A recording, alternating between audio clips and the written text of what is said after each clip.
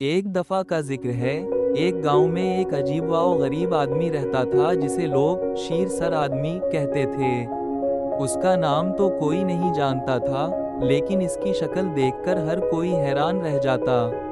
اس کا سر بالکل شیر کی طرح تھا، گھنے بال، بڑی بڑی آنکھیں اور ایک طاقتور جبڑا۔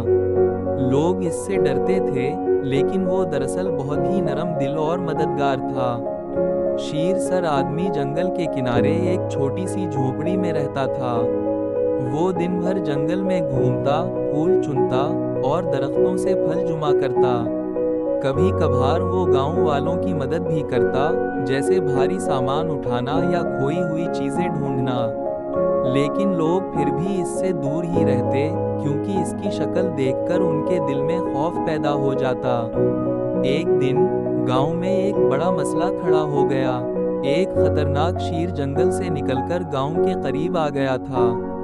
وہ رات کو مویشیوں پر حملہ کرتا اور کئی جانور ہلاک کر چکا تھا۔ گاؤں والے بہت پریشان تھے، کسی کے پاس اس شیر کا مقابلہ کرنے کی ہمت نہیں تھی۔ تب ایک بوڑھے نے کہا، ہمیں شیر سر آدمی کی مدد لینی چاہیے، وہی ہمارا مسئلہ حل کر سکتا ہے۔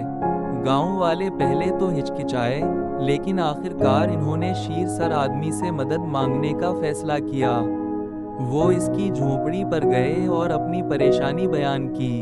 شیر سر آدمی نے ان کی بات سنی اور مسکرا کر کہا، میں تمہاری مدد کروں گا۔